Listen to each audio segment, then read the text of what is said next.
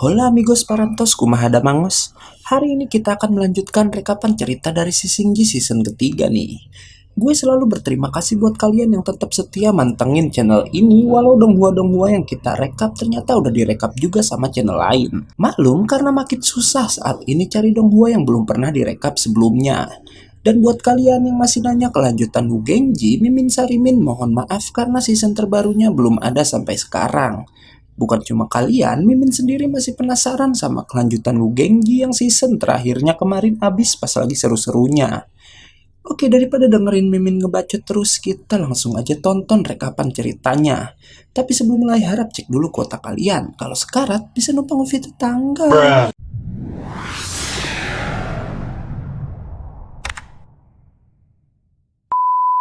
Tang Sanzang dan para muridnya melanjutkan perjalanan dan katanya mereka sebentar lagi akan sampai di tempat klan sapi. Klan sapi merupakan sekelompok iblis yang tak memakan manusia sama dengan klan babi tempat asal Baji. Ketua klan sapi bahkan sangat terkenal di jalan iblis sebagai iblis besar. Tang Sanzang pun mengingat saat perjalanan ke barat bersama para muridnya dahulu. Saat itu mereka yang telah sampai di wilayah klan sapi menemukan salah satu penduduknya tergeletak di jalanan. Sebelum mati, iblis sapi itu berpesan pada Tang Sanzang untuk memberitahu raja mereka tentang sesuatu yang katanya beracun. Tapi kemudian para klan sapi datang ke sana dan salah paham pada rombongan Tang Sanzang. Bahkan sang raja yang bernama Miu Moren menuduh Tang Sanzang telah membunuh anggota klannya dan langsung menyerang. Beruntung Wukong bisa melindungi gurunya itu. Mereka pun akhirnya bertarung dengan seluruh anggota dari klan sapi di tempat itu.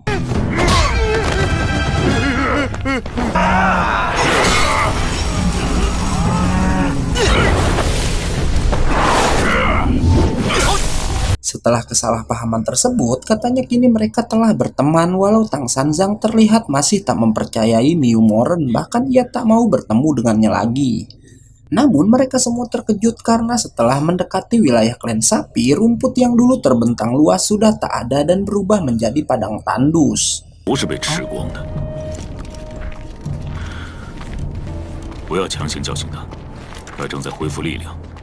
Tak lama mereka malah diserang oleh klan lebah hingga terjadi pertarungan.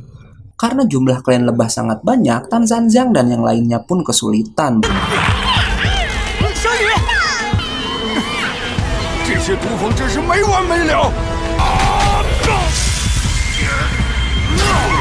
Beruntung datang para iblis dari klan sapi yang dipimpin Perdana Menteri mereka yang bernama Duoji melawan para lebah itu. Duoji bilang jika mereka diperintahkan oleh Miu Moren untuk menyambut kedatangan Tang Sanzang. Sesampainya di dalam kastil klan sapi, Tang Sanzang melihat beberapa penduduk yang terlihat sakit, dan Duoji bilang kalau itu hanyalah sakit ringan biasa. Saat bertemu Miu Moren, Raja klan sapi itu menyambut baik Tang Sanzang dan para muridnya. Ia bahkan menjamu mereka semua sambil membicarakan awal pertemuan mereka.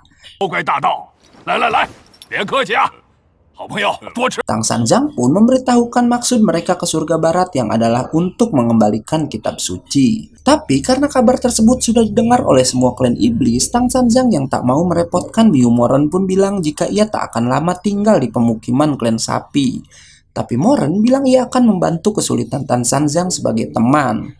Dan ternyata selama ini Moren mengira kalau Bailang adalah Wukong yang sedang menyamar karena ia tak tahu kabar tentang Wukong.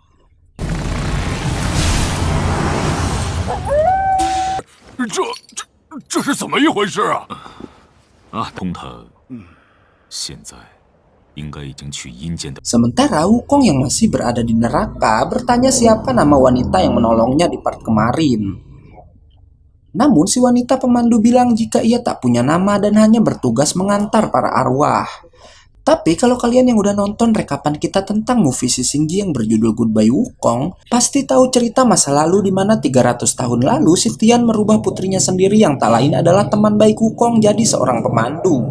Mereka pun akhirnya sampai di tempat tujuan Wukong yang disebut dengan jembatan terlupakan. Sang pemandu menyuruh Wukong untuk cepat melewati jembatan tersebut agar jiwa iblisnya segera dibersihkan.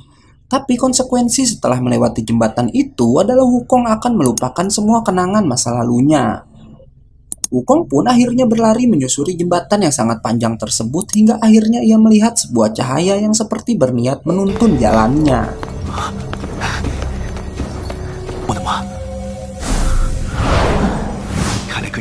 Wukong lalu mengikuti cahaya tersebut dan Xin berpindah pada Xiaoyu yang baru aja tersadar setelah tertidur selama 3 hari.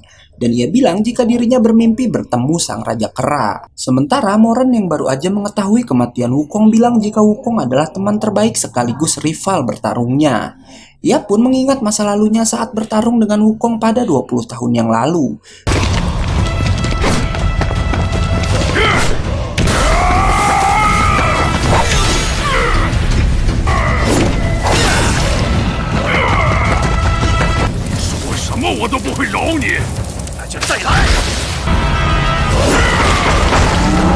Pertarungan itu terlihat imbang dan harus terhenti saat secara tak sengaja mereka meruntuhkan bangunan yang hampir menimpa anak-anak dari klan sapi. Wukong yang saat itu menyelamatkan anak-anak membuat Moren tersadar jika ia salah paham pada rombongan Tang Sanzang. Moren juga mengkhawatirkan keadaan adik perempuannya yang telah jatuh cinta pada pandangan pertama dengan si Raja Kera. Bahkan saat dulu Wukong pergi melanjutkan perjalanannya, adiknya itu mengurung diri dan tak mau makan. Sampai-sampai si Moren harus membujuk adiknya dengan mengatakan sekembalinya Wukong dari perjalanan mengambil kitab suci, ia akan meminta sang Raja Kera menikahi adiknya itu. Ia pun akhirnya meminta bantuan Tang Sanzang untuk menjelaskan yang sebenarnya pada adik perempuannya. Tapi karena hal itu, Tang Sanzang harus menunda perjalanannya selama beberapa hari. Di tempat lain, para iblis dari klan lebah menemui ratu mereka untuk memberikan darah klan sapi yang telah mereka hisap untuk menghidupkan bayi-bayi klan lebah yang akan lahir. Tak hanya itu, mereka pun melaporkan keberadaan Tang Sanzang yang saat ini berada di kastil klan sapi. Sementara Aosu yang akan segera dihukum mati dibawa ke sebuah tempat bernama Pemakaman Langit. Ia diikat di sana untuk menjadi makanan seekor makhluk bernama Garuda. Jilong yang sangat dendam pada Aosu pun memberikan tusukan pada tubuh Aosu sebelum ia pergi.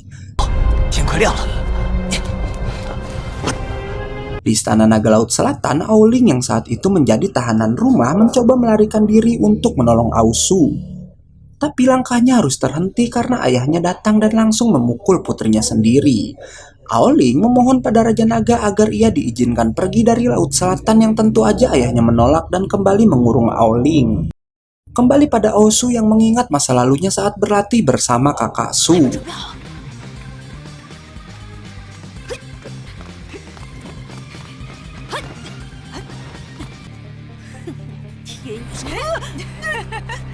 Saat latihan selesai, kakak Su bercerita tentang burung besar bernama Garuda yang sangat ditakuti oleh ras naga karena Garuda bisa memakan para naga.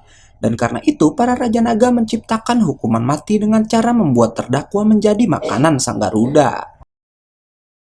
Bukannya takut, Su bilang jika ia ingin pergi ke Pemakaman Langit untuk melawan Garuda karena jika ada naga yang bisa mencabut mahkota di kepala burung itu, maka naga tersebut akan dikenal sebagai seorang naga pemberani. Tapi katanya naga yang bisa mengalahkan Garuda hanya ada dalam legenda. Sebelum Garuda datang, Aosu pun berpikir mencabut mahkota burung itu agar ia bisa melampaui kakak Su. Garuda yang datang setiap fajar pun akhirnya terlihat terbang di atas Aosu, membuat Aosu mengeluarkan semua kekuatannya agar bisa melepaskan diri dari rantai yang mengikatnya. Namun usahanya sia-sia karena kemudian kekuatannya malah lenyap membuat Aosu putus asa lalu part 9 pun selesai. Oke, karena episode terbarunya belum keluar lagi, kita tunggu sambil ngerekap donghua lain dulu nih amigos. Karena videonya udah habis, gue Ega undur-undur dan gak yakin movie, pamit.